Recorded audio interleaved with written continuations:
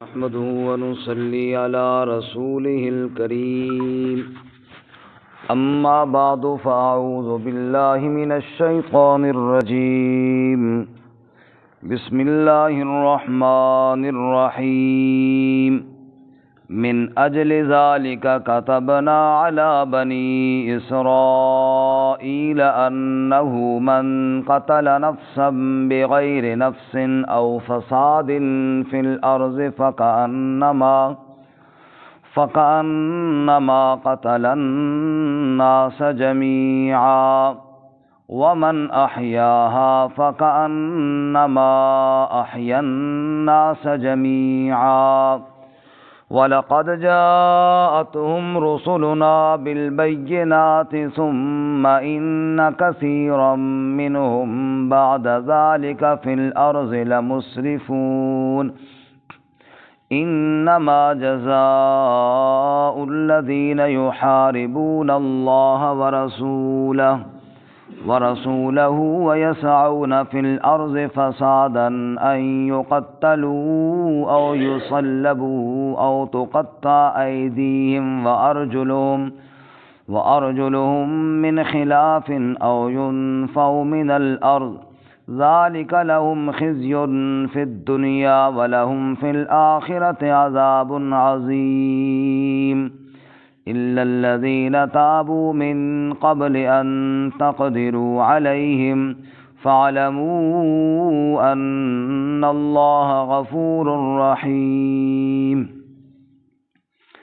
من أجل ذلك اسی وجہ سے كتبنا على بني اسرائیل ہم نے لکھا یعنی لازم کیا بنی اسرائیل پر انہ من قتل نفسا بغیر نفس کہ بے شخص جو قتل کرے کسی جان کو بغیر کسی جان کے یعنی ناحق او فساد فی الارض یا فساد کرے زمین میں فکأنما قتل الناس جمیعا پس گویا کہ اس نے قتل کر دیا سب انسانوں کو ومن احیاہا اور جس نے زندہ کیا اس کو فَكَأَنَّمَا أَحْيَا النَّاسَ جَمِيعًا پس گویا کہ اس نے زندہ کیا سب جانوں کو وَلَقَدْ جَاءَتْهُمْ رُسُلُنَا بِالْبَيِّنَاتِ اور یقیناً آئے ان کے پاس ہمارے رسول واضح دلائل کے ساتھ ثُمَّ إِنَّ كَثِيرًا مِّنْهُمْ بَعْدَ ذَلِكَ پھر بے شک اکثر لوگ ان میں سے اس کے بعد فی الارض لمسرفون زمین میں حد سے بڑھنے لگے انما جزاء الذین بے شک بدلہ ان لوگوں کا یحاربون اللہ ورسولہ جو جنگ کرتے ہیں اللہ اور اس کے رسول سے ویسعون فی الارض فسادا اور کوشش کرتے ہیں زمین میں فساد کی ان یقتلوا او یصلبوا کہ وہ قتل کیے جائیں یا سولی چڑھائے جائیں او تقطع ایدیہم وارجلہم من خلاف یا کاٹ دیے جائیں ان کے ہاتھ اور ان کے پاؤں مخالف جانب سے او ینفوا من الارض یا ان کو جلا وطن کیا جائے زمین سے ذالک لہم خزی فی الدنیا یہ ان کے لیے سزا ہے دنیا میں ولہم فی الآخرۃ عذاب عظیم اور ان کے لیے آخرت میں بڑا عذاب ہے الا الذین تابوا من قبل ان تقدروا علیہم مگر وہ لوگ جنہوں نے توبہ کی اس سے پہلے کہ قابو کر لیا جائے پکڑ لیا جائے ان کو فاعلموا سو جان لو ان اللہ غفور الرحیم بے شک اللہ تعالی بخشنے والا رحم کرنے والا ہے سبحان ربک رب العزت عما یصفون وسلام علی المرسلین والحمد للہ رب العالمین اللہم صل علی محمد وعلی آل محمد كما صليت على إبراهيم وعلى آل إبراهيم إنك حميد مجيد اللهم بارك على محمد وعلى آل محمد كما باركت على إبراهيم وعلى آل إبراهيم إنك حميد مجيد۔ معزز سامعین، سورۃ المائدہ کا 5واں رکوع آیت نمبر 32، 33 اور 34 آپ کے سامنے تلاوت کی ہیں۔ اللہ رب العزت ان کے مطابق صحیح بیان کی توفیق عطا فرمائے اور ہمیں قرآن و سنت پر عمل کرنے کی توفیق عطا فرمائے۔ گزشتہ سبق میں آپ حضرات نے سنا کہ آدم علیہ السلام کے 2 بیٹوں کا واقعہ کہ قابیل نے کس طرح حابیل کو قتل کیا، اور اس نے کہا کہ میں تو تیری طرف ہاتھ نہیں بڑھاتا قتل کے لیے، میں اللہ سے ڈرتا ہوں،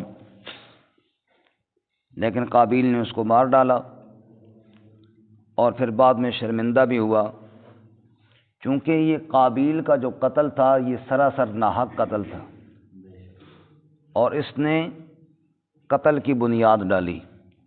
اسی لیے رسول اللہ صلی اللہ علیہ وسلم نے ارشاد فرمایا، قیامت تک جتنے بھی ناحق قتل ہوں گے ان میں سے گناہ کا کچھ حصہ اس قابیل پر بھی آئے گا قیامت تک، کیونکہ اس نے ایک ظلم کی بنیاد ڈالی ہے۔ اللہ تعالیٰ فرماتے ہیں چونکہ یہ ناحق قتل ہوا، من اجل ذالک، اسی وجہ سے ہم نے قصاص لازم کیا، بدلہ لینا۔ قصاص کا معنی بدلہ لینا۔ سورۃ البقرہ میں ہم نے پڑھا، کتب علیکم القصاص فی القتلى الحر بالحر والعبد بالعبد والانثى بالانثى، فرمایا ہم نے قصاص لینا لازم کیا ہے اور قصاص میں برابری ہونا ضروری ہے۔ تو بارگاہ فرماتے ہیں من اجل ذالک، اسی وجہ سے، اسی ناحق قتل کی وجہ سے، کتبنا علی بنی اسرائیل، ہم نے بنی اسرائیل پر لکھا، یعنی ان پر لازم کیا، فرض کیا کہ انہ من قتل نفسا بغیر نفس، کہ جس نے ایک جان کو، ایک ذات کو بغیر کسی ذات کے، یعنی اس نے کسی کو قتل نہیں کیا اور بغیر کسی جرم کے اس کو قتل کر دیا گیا ناحق، اور فساد فی الارض، یا زمین میں فساد پھیلایا، قتل و غارت گری کی، لوگوں کو ڈرایا دھمکایا، تو وہ شخص جس نے ایک جان کو قتل کیا، فَكَأَنَّمَا قَتَلَ النَّاسَ جَمِيعًا، اتنا بڑا جرم ہے گویا کہ اس نے پوری انسانیت کو قتل کر دیا۔ قتل الناس جميعا، گویا کہ دنیا میں کسی انسان کو اس نے نہیں چھوڑا، سب کو قتل کر دیا، کیونکہ عزتیں اور جان کی حرمت سب کی برابر ہے۔ جب ایک انسان کو ناحق مار ڈالا تو گویا کہ اس کے نزدیک تو ساری انسانیت کے خون کی کوئی قدر نہیں ہے، نعوذ باللہ۔ تو اللہ فرماتے ہیں یہ اتنا بڑا جرم ہے کہ ہم نے کہا جس نے ایک جان کو ناحق کی قتل کیا، فَكَأَنَّمَا قَتَلَ النَّاسَ جَمِيعًا، گویا کہ اس نے ساری انسانیت کو قتل کر دیا۔ وَمَنْ أَحْيَاهَا فَكَأَنَّمَا أَحْيَا النَّاسَ جَمِيعًا، اور جس نے ایک انسان کی جان کو بچایا گویا کہ اس نے ساری انسانیت کو بچا لیا۔ سبحان اللہ۔ اس سے آپ اندازہ کریں انسان کی اور مسلمان کی کتنی عزت اور کتنی حرمت ہے۔ رسول اللہ صلی اللہ علیہ وسلم نے حجۃ الوداع کے موقع پر جمعے کا دن تھا، آپ نے فرمایا، بڑی خوبصورت بات ارشاد فرمائی، فرمان لگے دن کون سا ہے؟ کہا جی جمعۃ المبارک کا، اور ساتھ ہی عرفے کا دن، یعنی 9 ذو الحجہ کا دن، عرفے کا دن بھی ہے اور جناب جمعۃ المبارک کا دن بھی ہے، اور عرفات کے میدان میں مقدس جگہ پہ کھڑے ہوئی ہیں اور اللہ کے نبی صلی اللہ علیہ وسلم خود موجود ہیں، اور جناب جبرائیل وحی لے کر آئے۔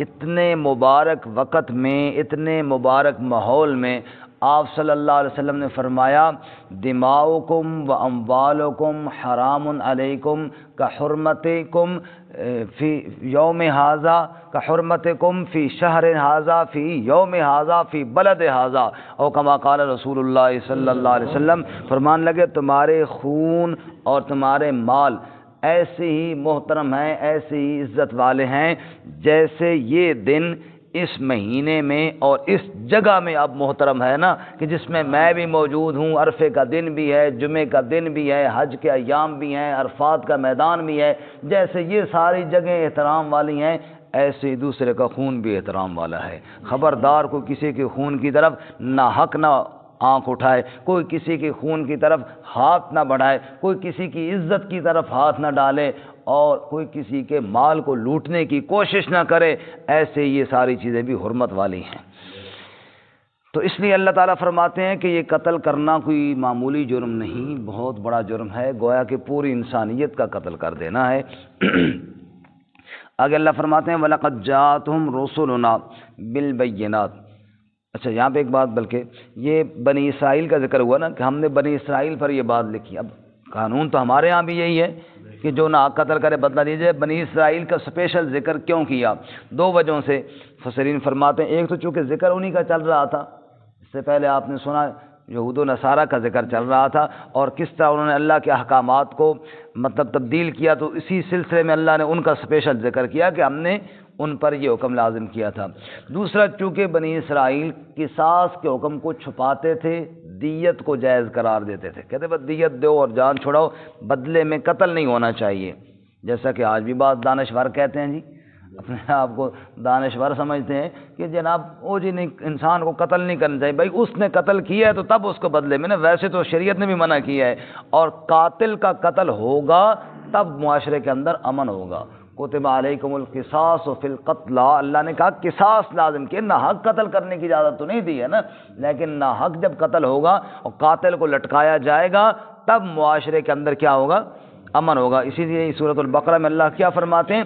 وَلَكُمْ فِي الْقِصَاصِ حَيَاتٌ يَا أُولِي الْأَلْبَابِ، اے عقل والو تمہارے لیے قصاص میں زندگی ہے، تمہارے لیے قصاص میں زندگی۔ ایک ظالم کو لٹکاؤ گے تو باقی کئی جانیں محفوظ ہوں گی، اس میں زندگی ہے۔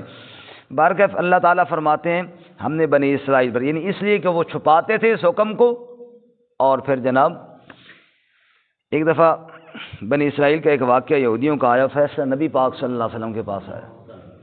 آپ نے فرمایا بھائی تم ٹھیک ہے، لے آؤ تورات، قل فأتوا بالتوراۃ فاتلوہا، لے آؤ تورات، اس کو پڑھو، اس میں کیا لکھا ہوا ہے، اسی کے ساتھ فیصلہ کر لیتے ہیں نا۔ اب انہوں نے کہا جی نہیں آپ کریں، فرمایا نہیں تورات تو لاؤ، کہتے تورات میں قصاص نہیں ہے، آپ نے فرمایا لاؤ تو صحیح۔ اب وہ لے آئے جناب تورات، اب جناب اس نے نا اس ورقے پہ دبا کے ہاتھ رکھ لیا جہاں پہ قصاص کی آیت لکھی ہوئی تھی، آگے پیچھے پڑھے، کہا جی نہیں جی ادھر ورقہ الٹا ہے، ادھر الٹا، کوئی نہیں ہے جی۔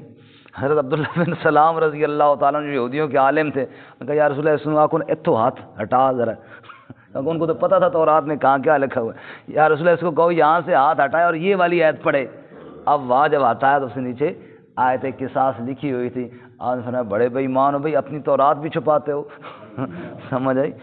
وہ تو سیدھی سیدھی پڑھو نا جس کے اندر قصاص کا حکم نہیں، تو تورات میں بھی قصاص کا حکم لکھا ہوا تھا، قرآن میں بھی قصاص کا حکم ہے۔ اللہ فرماتے ہیں ہم نے بنی اسرائیل پر بھی لکھا اور ہم نے آپ پر بھی لازم کیا کہ قاتل کو سزا دی جائے۔ آگے اللہ تعالیٰ فرماتے ہیں وَلَقَدْ جَاءَتْهُمْ رُسُلُنَا بِالْبَيِّنَاتِ، ہمارے رسول یقیناً ان کے پاس واضح دلائل لے کر آئے۔ ثُمَّ إِنَّ كَثِيرًا مِّنْهُمْ بَعْدَ ذَلِكَ فِي الْأَرْضِ لَمُسْرِفُونَ، پھر اکثر لوگ اس کے بعد زمین میں اسراف کرنے لگے۔ اسراف کہتے ہیں فضول خرچی کو، یعنی حد سے بڑھنے لگے، حد سے بڑھنے لگے، کسی کام میں حد سے بڑھ جانے کو کیا کہتے ہیں؟ اسراف کہتے ہیں۔ اسراف کرنے لگے، حد سے بڑھنے لگے۔ اس کے بعد اگلی آیت مبارکہ میں چونکہ قتل کی ایک اور قسم ہے ڈاکہ زنی کرنا، اور ڈاکو جو ہوتا ہے وہ مال بھی لوٹتا ہے اور موقع ملے تو قتل بھی کر لیتا ہے۔ دو چیزیں، ایک ہے چوری کرنا، ایک ہے ڈاکہ ڈالنا۔ چوری کی سزا بھی انشاءاللہ پرسوں والے سبق میں آ رہی ہے، اسی صفحے کے آخر میں آپ دیکھیں گے تو نظر آ جائے گی۔ والسارق والسارقۃ فاقطعوا ایدیہما، چوری یہ ہوتا ہے کہ کسی مال کو جو محفوظ مقام پر پڑا ہے خفیہ طور پر چھپ کے اس کو چوری کر لینا، نکال لینا، وہ ہے چوری۔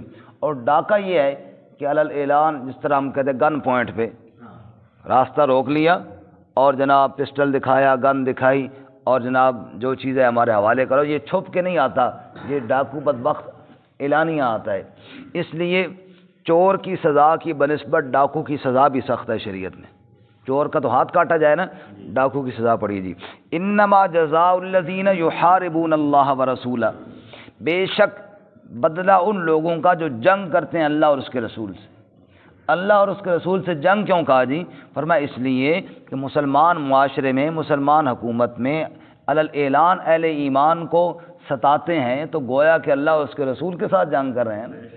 جو اللہ کے بندوں کو ستائے، جو اللہ کے بندوں کو تڑپائے اور علی اعلان ظلم و ستم کرے، فرمایا یحاربون اللہ ورسولہ، گویا کہ وہ جنگ کرتے ہیں اللہ اور اس کے رسول صلی اللہ علیہ وسلم سے، وَيَسْعَوْنَ فِي الْأَرْضِ فَسَادًا، اور زمین میں فساد پھیلانے کی کوشش کرتے ہیں، ان کی سزا یہ ہے أَن يُقَتَّلُوا أَوْ يُصَلَّبُوا أَوْ تُقَطَّعَ أَيْدِيهِمْ وَأَرْجُلُهُم مِّنْ خِلَافٍ أَوْ يُنْفَوْا مِنَ الْأَرْضِ۔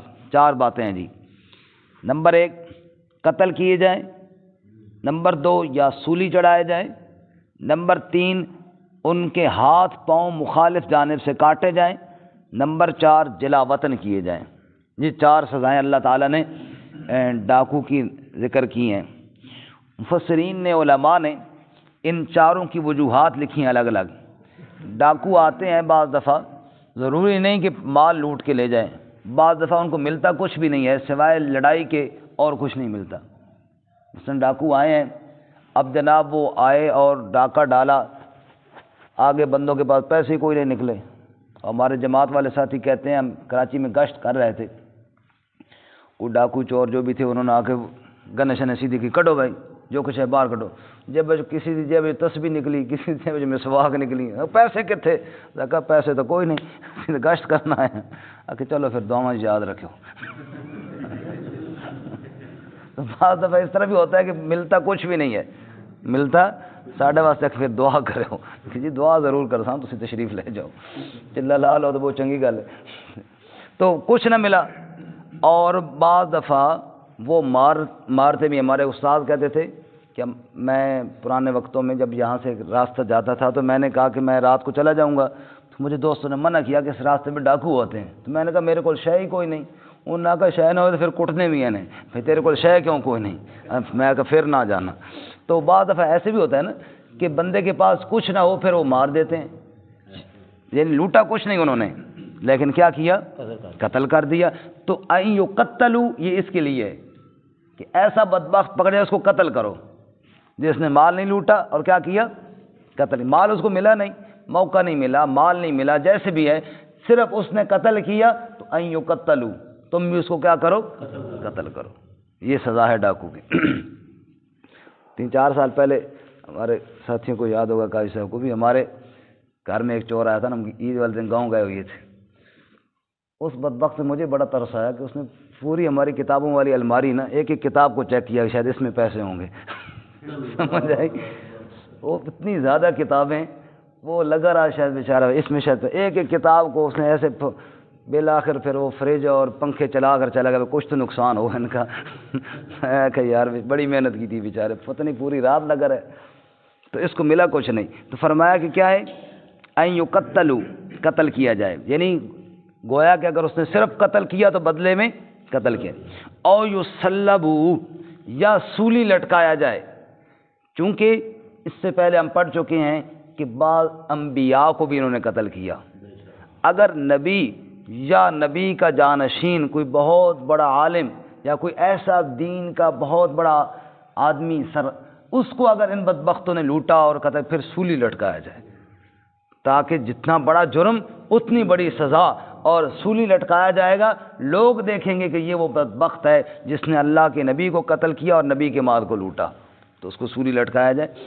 اور نمبر 3 او تقطع ایدیہم وارجلہم من خلاف، یا ان کے ہاتھ پاؤں کاٹے جائیں مخالف جانب سے، یعنی دایاں ہاتھ ہے تو پھر بایاں پاؤں کاٹا جائے، اگر صرف لوٹ کے چلے گئے ہیں تو، اگر صرف لوٹ کر چوری کی ہے تو ہاتھ کاٹا جائے، چھپ کے مال نکالا ہے تو، اور اگر ڈنکے کی چوٹ پر اعلانیہ لوٹ کے لے گئے تو پھر ہاتھ اور پاؤں دونوں کاٹے جائیں۔ سمجھ آئی؟ او تقطع ایدیہم وارجلہم من خلاف، خلاف جانب سے مراد ایک جانب کا ہاتھ دوسری جانب کا پاؤں۔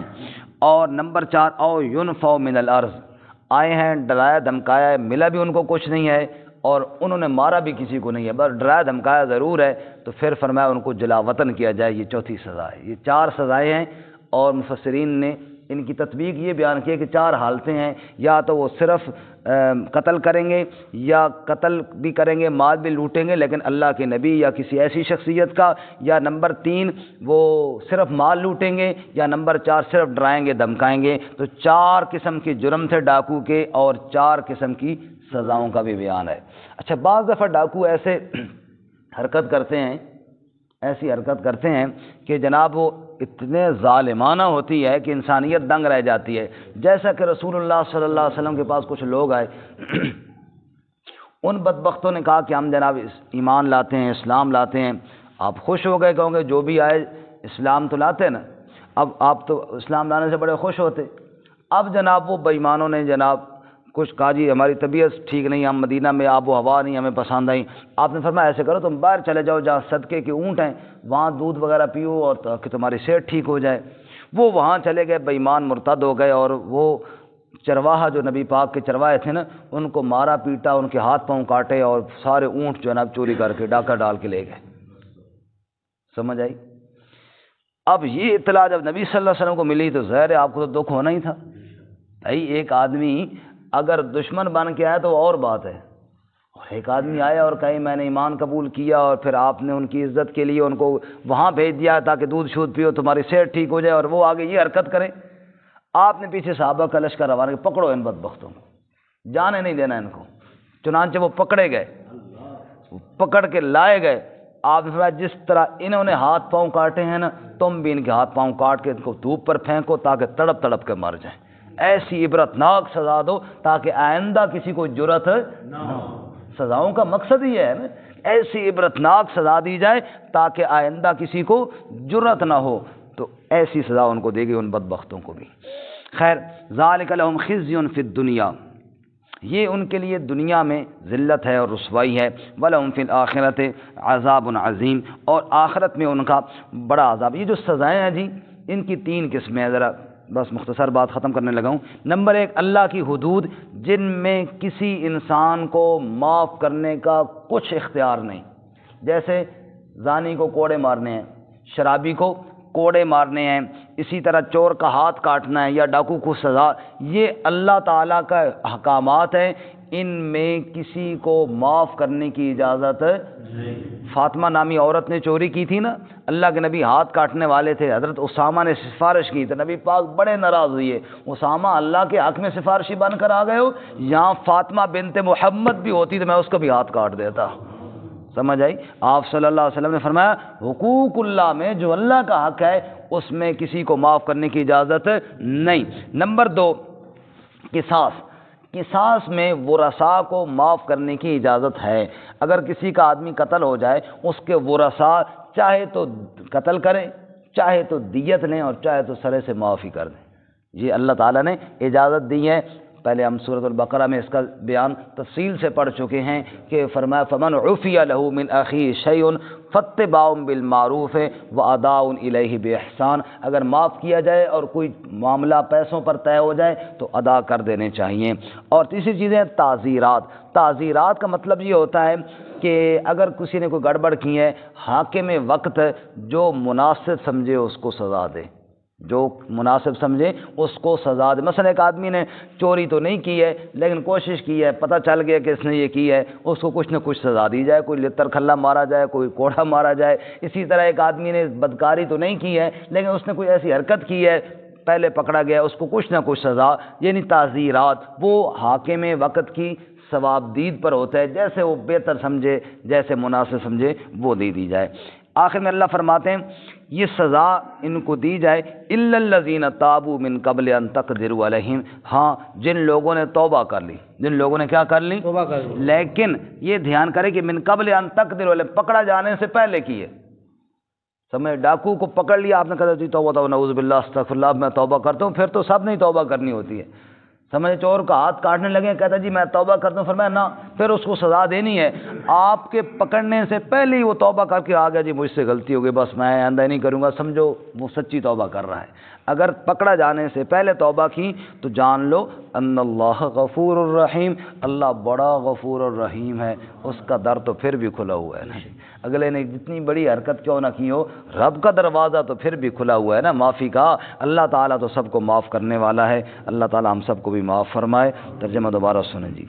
من اجل ذالک کتبنا علی بنی اسرائیل، اسی وجہ سے ہم نے بنی اسرائیل پر لکھا، انہو من قتل نفسا بغیر نفس، کہ جس نے قتل کیا کسی جان کو بغیر جان کے، یعنی ناحق قتل کیا، او فساد فی الارض، یا زمین میں فساد کیا، فکأنما قتل الناس جميعا، بس گویا کہ اس نے قتل کر دیا سب لوگوں کو، ومن احیاہا، اور جس نے زندہ کیا یعنی بچائی جان، فکأنما احیا الناس جميعا، بس گویا کہ اس نے سب لوگوں کو زندہ کر دیا۔ وَلَقَدْ جَاءَتْهُمْ رُسُلُنَا بِالْبَيِّنَاتِ، اور یقیناً آئے ان کے پاس ہمارے رسول واضح دلائل کے ساتھ، ثُمَّ إِنَّ كَثِيرًا مِّنْهُمْ بَعْدَ ذَلِكَ، پھر بے شک اکثر لوگ ان میں سے اس کے بعد، فِي الْأَرْضِ لَمُسْرِفُونَ، زمین میں اسراف کرنے والے ہیں۔ إِنَّمَا جَزَاءُ الَّذِينَ يُحَارِبُونَ اللَّهَ وَرَسُولَهُ، بے شک بدلہ ان لوگوں کا